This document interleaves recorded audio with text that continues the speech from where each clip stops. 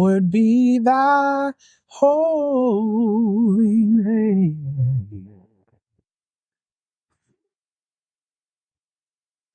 But that's the intro song. You don't want no intro song. Don't put that in there. Y'all, he ain't drinking no beer. It's not it's a energy drink. This ain't beer, this liquor. There's a difference.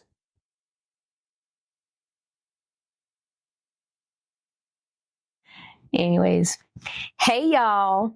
Welcome to Howard Be Thy Name podcast. Howdy. We're back Hooty hoo. with Who's that another rapper that said hooty hoo? Master P cousin.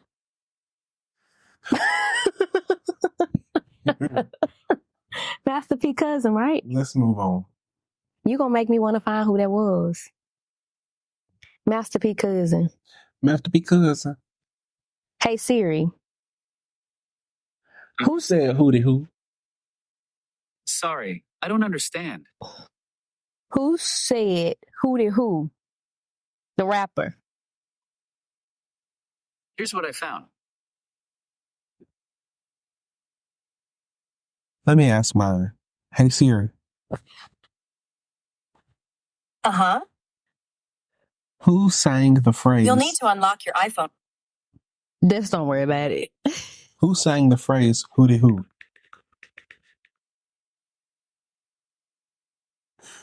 There's no one in your contacts named hooty hoo. There's no. Is it Silk the Shocker or whatever his name is? You know what I'm talking about? True? Who is True? I think we just getting around Silk. We got beat. I represent the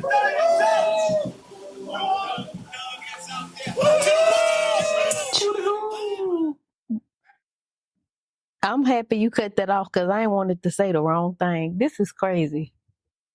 Hey, y'all. What's up, folks? Welcome back to Howard Be Thy Name podcast. This is episode 2. So, y'all, the last time we talked with y'all, we were preparing to celebrate our 11th year anniversary. So we ended up getting a babysitter to keep our kids. And we prepared to spend some time with each other at a hotel. And we went to the spa. We went and enjoyed some good food at a restaurant and at a really nice little cafe for breakfast the following day. But I'll just say this. When we went to that spa, y'all, I felt like we paid the masseuse to jump us because I was so sore. I was sore. I felt like that man, and I had a man, y'all. I felt like I should have had the woman and Quentin should have had the man. Maybe that's a little fruity. I don't know, but I felt like I should have had the lady. I felt like a seesaw walking out of there. Y'all, that man was trying to pull the top. He was pulling the top of my head and he was twisting my waist. I was like, what are you trying to do? Take my weight off? Like he kept moving my. When she pulled my head, it felt good. Not Did it me. feel good to you? I felt like he must have had a handlebar on yours or something. I was like, what is he trying to do to me? I was like, I don't like this. And then he said, is this good? I said, mm-mm. And Quentin said, you should have told him no, because they were Chinese. And, yeah. Mm-mm. She asked me, good? I said, good. Good. What did you say? She was standing on your back? Yeah, she was on all four. She was on her hands and knees on my back. Mm-hmm. And she was like sliding her knees down the sides of my back, which it kind of felt good. But I was like, this woman's standing up on my back. Did it feel? Nobody stand up on my back but my wife. So, y'all, we're going to be talking about our introduction to Christ and surrendering and just dating, how all of that just kind of came together for us.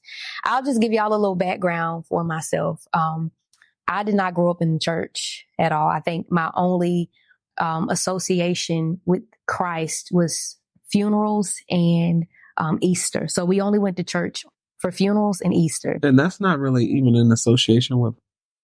Well, that's what I associated God with, because that was the only time we went to church. And so when we went, it was just weird because it wasn't something that we did often, you know. And so my mom started going to church when I was crossing over to high school. at the time, and she started making us go to church every Sunday. And we started at a hole in this church, and she dumped y'all right in. She really did. And I at the time, I resented her for it, because I'm like, why are we doing this? This is so crazy, you know? And that was just the heathen in me. I didn't want anything to do with the Lord at the time, because I didn't understand. And so, when I started hearing about hell and all that, I think my reason for giving my life to the Lord was because I was like, I can't go to hell. I can't burn for eternity.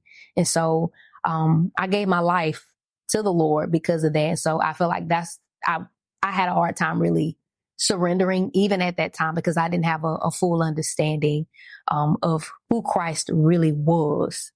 So I grew. You know, a lot of people kind of have a lot of bad things to say about that when people surrender their life to Christ from fear of hell. And I kind of don't really see a whole lot wrong with that, because it's good to have a healthy fear of hell, because it is a real place. Yeah, that's true. And people are going there.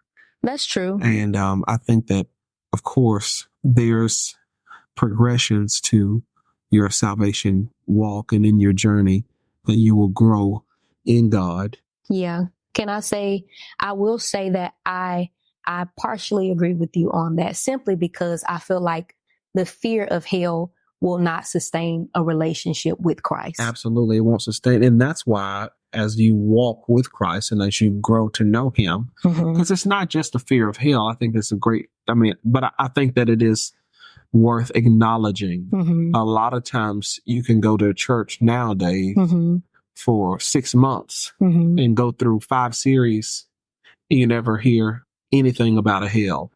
That's true. You know, that's true. All we hear about is the sweet love of Jesus. Yeah. Yeah. Yeah. I do think it's important to make sure believers and just new believers altogether to be discipled. They need to know who Jesus is and what he's done for us. And what he saved us from. Exactly. Yeah. So what about you? What was your upbringing like? Well, I was not as much of a heathen. Yeah. A heathen. I kind of was. I was just a heathen in church. Yeah. He was a heathen out of the church. Yeah. Mine's probably worse. So I grew up in the Lutheran church, in this family church. And my grandmother took us to church, and we was there faithfully. We participated in everything. And of course I could sing. And so even at a young age, I sang my first solo in first grade. And so even at a young age, I was singing. You know how it is in the black church. If you can sing, you're going to sing in every group. I was singing with the senior citizens in second grade, and I think that was called the gospel choir. I was singing in the gospel choir. But yeah, so I grew up Lutheran, and my upbringing was definitely, I learned a lot in the Lutheran church. In the Lutheran church, they do a thing called confirmation class. And so I was confirmed, which means I learned the 10 Commandments. I learned the Apostles' Creed, which is basically a statement or a declaration about what I believe as a Christian. And it was those staple things, that kind of helped me early on to have an idea of what faith was. So I definitely knew about it. But I can't say that I actually really got a relationship with the Lord until I had graduated high school. And I shared with y'all about my aunt last week who really led me to the Lord. Mayola. Yeah, I moved in with my aunt and uncle, and their lives were just different from what I had experienced and what I had seen. And I think I was just in a place and at a time in my life where the Lord had just divinely orchestrated me to be where I was. And I was with them. And they just loved on me. And through that, they ministered to me Jesus. And it was not just preaching. Mm-hmm. You know, I've heard a lot of different sermons all over the place about Jesus and everything, but they just exuded it, you know, and they made it real to me. And anyway, I started going to church with them, and just through them discipling me, because that's what they were doing. What was the denomination of the church that? It was a non-denominational church. Okay. But anyway, through them discipling me at home, we would have conversations about spiritual things often. And she really talked about the love of God, the importance of surrendering your life to Christ. She talked to me about hell. She talked to me about, you know, purpose. What am I here for? What am I on this earth for? And just through those things, it kind of set the dominoes up, you know. One Sunday we went to church, and pastor was going to preach. That we called her pastor, and pastor was going to preach, and she got up and preached, and I experienced something that I had never experienced before. She was ministering, and I could just feel the conviction of the Lord. And she began to she opened the doors of the church, and she just began to make a call for salvation. And this time was different because, of course, I had heard it several times before. But when she began to make the call, my heart was pricked. And I began to weep, which I'm not a crier, you know. And I just began to cry. And next thing you know, my hands was up. I'm up at the front of the church, and I'm like, wait a minute, how I got up here, you know? And I surrendered my life to Christ. Wow. Now, I came back up there a bunch of more times after that, a bunch of more Sundays. But it was definitely the beginning of me surrendering. And, you know, and that's not a one-time thing, you know. For sure. So that was my beginnings into really diving into a true relationship with God. Now, I will say, at the turning point of my experience after that, I was in a 4-year relationship with a guy who was like thug-like or whatever, and it was I was at that turning point where I knew that I needed God.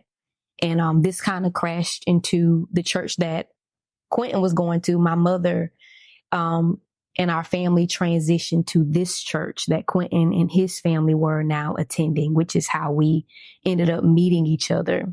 We met at this non-denomination church. And so at the time, it was me and my best friend. My best friend basically stayed with us a lot. So she was also attending church with us as well. And so my first encounter with Quentin at this non-denominational church, Quentin was in the front singing. He was leading worship at the time. And I was like, man, this guy has a beautiful voice. He sounds like an angel. And I was like, I've never seen a young man so passionate singing about the Lord in that way. Like it just was so genuine. And I was captivated, very captivated when I saw him. I'm sure. Anyways, that was my first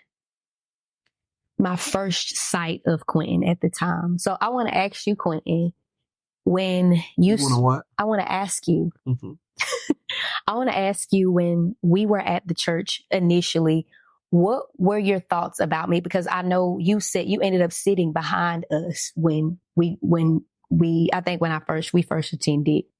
Well, when I first came, because my mom was going. But when you came down from worshiping, you came and sit behind me. I don't think that I need to share what my thoughts were. Why? Because they weren't the holiest of thoughts. You thought I was that fine? Well, I ain't say all that. I'm just saying. I must look really good. It was all right. It was decent. I was bad. I really was just trying to, like I said, I was in the stage of trying to surrender. Now, I was going to the club Saturday nights. What kind of club, babe? Huh? What kind of club? Whatever one was open. Why you trying to get me to just tell on myself? We delivered. We delivered, baby. You ain't got to be ashamed of your past. It is what it is. I was going to the club. What about the strip club? It was the stripper one too. A few of them. Mm-hmm. What you remember? You told me you was taking money out the seats because you said you weren't going to get them your own money. Yeah, we would sit on the couch because it was $1 bills tucked down in the couch, and we had to pay to get in there. We didn't want to pay the women too, so we sit on the couch, and it would be old dollar bills stuck down in, and we would just be. It's like recycling. You gotta have wisdom. That's in the Bible. Oh Lord! The fear of the Lord is the beginning of wisdom. Right? Ain't that what to say? Mm-hmm. Something like that. But anyway, so why do you knock me off track? What am I talking about? What were your thoughts about my me? initial thoughts? Mm-hmm. I just thought you were attractive, so I told my girl cousin that was there, which was Destiny. Her name is Destiny. Was that Destiny or Chanel? No, it was Chanel. It was Chanel. I told her to become your friend. I said, because you see her right there? Mm-hmm. She said, yeah, cousin, I see her. What? I said, I'm going to get her. You said you're going to get me? Yeah, I said, I want you to be her friend. And my cousin is so country. She went right up to her after the service and said, what your name is? She showed it. What y'all do for fun? I said, we had clean fun. Because at the time, I was saved for real. I was saved for real. Yeah, I wasn't looking. Y'all, this is the crazy point. The crazy point of the story. I was literally trying to give my husband over to my best friend. I was trying to get her to talk to him. I said, you should talk to him. He got a beautiful voice and he nice looking. You should talk to him. And this is the thing. She said, no, he's too short and he's not light enough. I'm 6 foot. You are? No, I'm like 5'9.5". I'm close. She said he too short. He ain't light skinned because at the time we were dating light skinned guys. Yeah. Mm-hmm. Well, I'm saved now. Wow. Well, I know that I felt like that whole setup, it was a divine thing. And I'll just share with just women who are maybe waiting for God to send them their person. I would just encourage you to continue to cling to the Lord. And I know that it gets hard, but cling to the Lord and allow him to send your person to you and not, you get what I'm saying, get desperate to the point where you'll start settling for anything that looks saved or have a form of godliness. I think it's important to make sure you even discern who God has for you, because there are counterfeits out there that look saved and they character-wise they're not living that life. And so you don't want to make a decision that could delay, you finding or God sending that person that he has for you just because you're captivated by your eyes or you're captivated just by appearance, because God knows the heart of a man. And because he knows the heart of man, it's so important for you to be led by God who knows the heart of all of us. And so that's my encouragement for y'all ladies. So basically they don't need to give their heart to somebody who hasn't given their heart to the Lord. That's right. So yeah, if you've given your heart to the Lord, you also don't need to give your heart also to someone who hasn't given it to the Lord. That's right. That's good. Thank you for clarifying that. That's good. How would you encourage other men who are seeking for that special person? Oh, this is one more thing I do want to say. I think that it's appropriate also for a woman not to necessarily be thirsty. I think it's important to let a man pursue you or woo you and not necessarily you trying to like run behind them. I'm not saying there's not anything wrong necessarily with inquiring or asking questions or whatever, but I don't think that that's just me personally. I don't think. Well, to me, like when a woman is way too forward, it's not attractive to me. It's a turn off. So, but I would say, of course, that women should definitely be, don't be afraid to show interest. Right. You know, if I'm trying to pursue you and you running a little too hard, I ain't gonna run very fast. So yeah, listen, and this don't even go further into when Quentin and I got to that point, because we started hanging around Quentin's cousin. At the time, we were hanging around. We were going to church, like other conferences and stuff together. We started hanging out with him, and we got to a point where Quentin asked me. He said, "When are you gonna, when are we gonna date? Or can we date? Or can you be my girlfriend?" And at the time, I didn't. I said, what'd you say? So we're basically dating now, right? I think you asked me, and I told you that I wasn't ready. I said I had just. I know, that's what I said to you. I said, so we're basically dating now, right? And it was like, no, I did not sound like that. I'm on a journey with the Lord. Yeah, I was this is the thing too, y'all. I felt like I knew that I was so content with the Lord. I wasn't on the search for anything. I was so content with Christ at that time, because I had just gotten out of a 4-year toxic relationship. And so I wasn't looking for anything. I just was in love with the Lord, and he was in love with me. And so, and so at the time, Quentin pursued me, and I think I did a little slight diss or reject. I rejected you. I feel I rejected you in a gracious way. It wasn't disrespectful at all. You said you wasn't ready to date. And he said something that was so sweet. He said, "That's fine. I'll wait for however long I need to wait." That's what he said, y'all. He said that. We say things that But I thought it was sweet, because that means that he was willing to pursue me, right?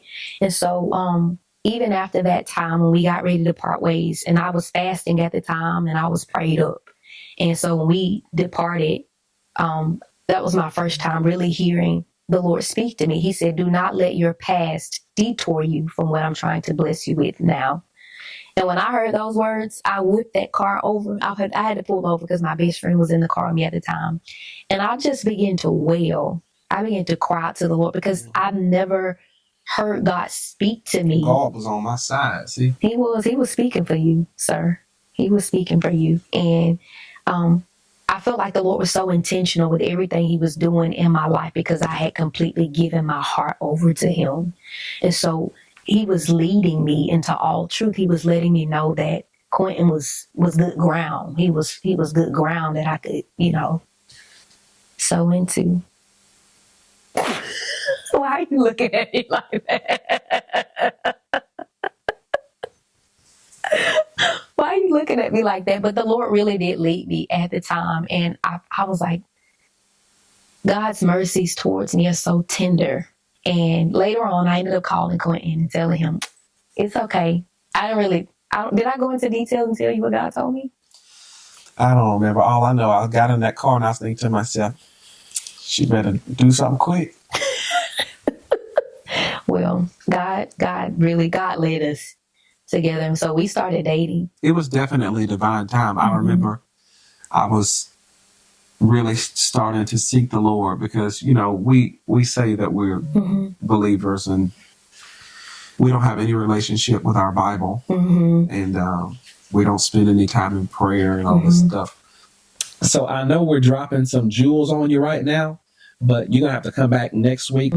We can't give you all the goods all at one time. Come back next week.